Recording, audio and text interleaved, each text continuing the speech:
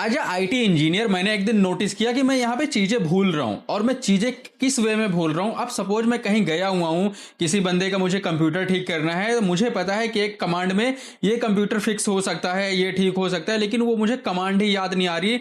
तो मैंने इसको फिक्स करा, मैंने यहाँ पे एक स्क्रिप्ट बना ली। अब जब भी यहाँ पे मुझे किसी कंप्यूटर को फिक्स करना होता है तो मुझे चीजें याद नहीं रखनी पड़ती, क्योंकि मैंने उस स्क्रिप्ट में सारा कुछ लिख रखा है। तो अगर आपके पास भी ये हो रहा है तो आप भी सेम मेरे ही कैटेगरी में आते हो। तो आज के इस वीडियो में हम ये सारा का सारा फिक्स करने वाले हैं, वो भी सिर्फ 5 मिनट के अंदर। अब मैंने यहाँ पे कंप्यूटर को फिक्स करने के लिए कि मुझे यहाँ पे कमांड्स मैनुअली ना डालना पड़े, मुझे यहाँ पे कुछ भी याद ना करनी पड़े, तो मैंने यहाँ पे एक स्क्रिप्ट बना रखी है, और ये स्क्रिप्ट आपको भी मिल जाएगी। बस आपको डाउनलोड करना है डिस्क्रिप्शन में, वहां पे आपको इसका लिंक मिल जाएगा और वहां पे आप इजीली डाउनलोड कर सकते हो। अगर आपको देखना है कि इसकी स्क्रिप्ट में लिखा क्या है, तो जस्ट आपको ये स्क्रिप्ट पहले डाउनलोड कर लेनी है, राइट क्लिक करना है इसी स्क्रिप्ट पे, और यहाँ पे एक आएगा आपके पास एडिट इन नोटपैड। तो आपको इसको नोटपैड में खोल लेना है और कुछ ऐसी स्क्रिप्ट आपको मिल जाएगी यहाँ पे देखने के लिए। अब अगर आप इसमें कोई भी चेंज करना चाहते हो, कलर से डालना चाहते हो, तो आप इसको मॉडिफाई भी कर सकते हो। आप कलर्स में कलर से डाल सकते हो, इसमें अपना नाम डाल सकते हो, अपना यहाँ पे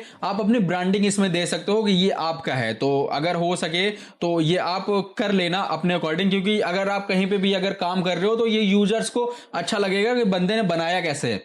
तो ये आपको डिस्क्रिप्शन में मिल जाएगा, वहां से बस आपको इसको डाउनलोड करना है। तो ये रही कुछ इसकी जो मैंने यहाँ पे स्क्रिप्ट लिख रखी है, जो मैंने लिखवा रखी है चैट जीपीटी से सारा का सारा। अब मैं इसको बंद कर दूंगा। अब यहाँ पे जब मुझे इसको यूज करना होता है तो जस्ट मुझे बस इस पे राइट क्लिक करना होता है और मुझे करना होता है रन एज एडमिनिस्ट्रेटर, और मुझे इसको रन करना है और यस करना है। अब जब भी आप ये स्क्रिप्ट अगर आप यूज कर रहे हो तो आपको हमेशा रन एज एडमिनिस्ट्रेटर करना है, क्योंकि बहुत सारी कमांड्स इसमें एज अ लोकल सिस्टम नहीं चलती हैं। तो अगर आप रन एज एडमिनिस्ट्रेटर नहीं करते तो सारी की सारी कमांड यहाँ पे, बहुत सारी कमांड्स जो आपके काम की रहेंगी वो यहाँ पे सपोर्ट नहीं करेंगी, चलेंगे नहीं। तो आपको हमेशा रन एज एडमिनिस्ट्रेटर ही करनी है हमेशा। तो ये हमारा खुल चुका है। अब सपोज इसमें इतनी कमांड है और मैंने यहाँ पे अराउंड 59 के अराउंड यहाँ पे प्रॉब्लम्स जो हैं वो अपनी कमांड में लिख रखी है। अब मुझे जैसे कुछ भी करना है तो यहाँ पे मैं देखूंगा कि मुझे करना क्या है, सिस्टम में क्या करना है, ठीक है। अब मुझे जिसका उसका इवेंट व्यूअर अगर चेक करना है, services.msc खोलनी है, या फिर अपना सिस्टम का जो कॉन्फ़िगरेशन है वो चेक करना है, तो बस मुझे यहाँ पे बटन से दबानी है। तो जैसे 1 पे है msconfig, ठीक है, तो मुझे बस यहाँ पे 1 दबाना है, एंटर प्रेस करना है और मेरा यहाँ पे msconfig खुल जाएगा। अब मैं यहाँ पे जनरल में, बूट में या फिर सर्विसेज में जो भी यहाँ पे मुझे करना है वो मैं कर सकता हूँ। बस आपको ये पता होना चाहिए इस कमांड से ये होता है। नहीं तो अगर आप यहाँ पे msinfo32 खोल लोगे, msconfig खोल लोगे और आपको पता ही नहीं है कि करना क्या है, कैसे ठीक होता है इसमें, तो वो बेवजह है। तो आपको यहाँ पे कमांड्स का फायदा होना चाहिए, कमांड्स को आपको पता होना चाहिए इस कमांड से होता क्या है, ठीक है, तभी ये स्क्रिप्ट आपकी काम आएगी। तो जस्ट ये वाला हमारा खुल चुका है, तो हम इसको बंद कर देंगे। अगर सपोज यहाँ पे आपको डिस्क क्लीनअप करनी है तो डिस्क क्लीनअप है यहाँ पे 8 पे, तो जस्ट हम यहाँ पे 8 दबाएंगे, एंटर प्रेस करेंगे तो हमारा यहाँ पे डिस्क क्लीनअप खुल जाएगा। तो जस्ट हमें यहाँ पे ओके करना है और ये हमारा पूरा का पूरा क्लीन कर देगा, ठीक है।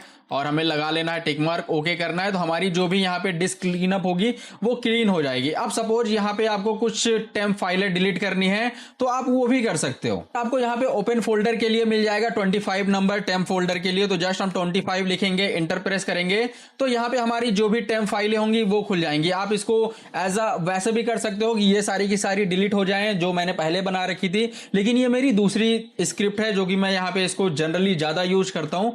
तो अगर आपको यहाँ पे अपनी टेम्प फाइलें डिलीट करनी है तो जस्ट सिलेक्ट करना है, एंटर प्रेस करना है और आपकी यहाँ पे टेम्प फाइलें भी डिलीट हो जाएंगी। तो आप इस तरीके से कुछ काम ले सकते हो। और यहाँ पे नेटवर्क के लिए भी हैं, बोनस टूल्स भी हैं और यहाँ पे सिस्टम टूल भी हैं।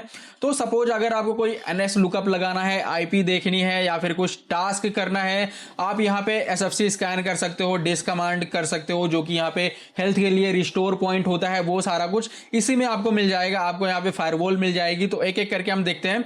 सबसे पहले हम 27 दबाएंगे। अगर आप यहाँ पे IPconfig देखना चाहते हो, अपनी IP देखना चाहते हो, तो बस आपको 27 दबाना है, एंटर प्रेस करना है और यहाँ पे आपकी सारी की सारी IP आ जाएंगी। बस आपको अगर काम हो गया है आपका, जस्ट आपको यहाँ पे एंटर प्रेस करना है, आप बाहर आ जाओगे।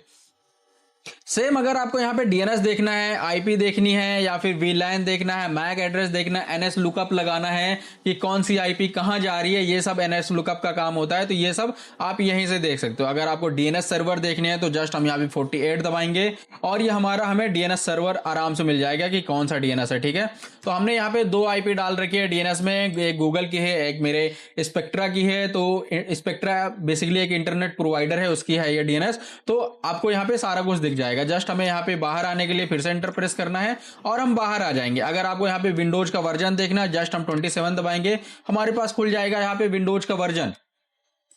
तो यहाँ पे कुछ इतना आसान होता है यहाँ पे अपनी स्क्रिप्ट को बनाना जो कि हम यूज करते हैं। पहले ये मुझे याद करना पड़ता था, लेकिन ये मेरे पार्ट है मेडिकोट ओएस का। तो जहां पे अगर मुझे कुछ काम होता है मैं इसी को निकालता हूं और यहाँ पे अपना काम कर लेता हूं। अगर मुझे अपनी हार्ड डिस्क भी कभी रिपेयर करनी है या फिर कुछ करना है तो ये इजिली इसी से हो जाता है।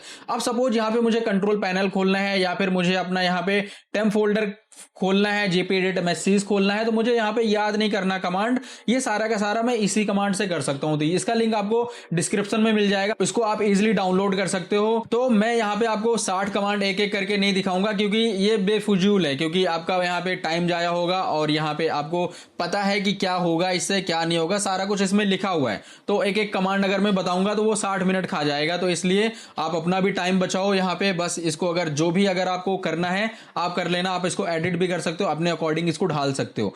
तो इस वीडियो में इतना ही, मिलता है नेक्स्ट वीडियो में, तब तक के लिए बाय बाय।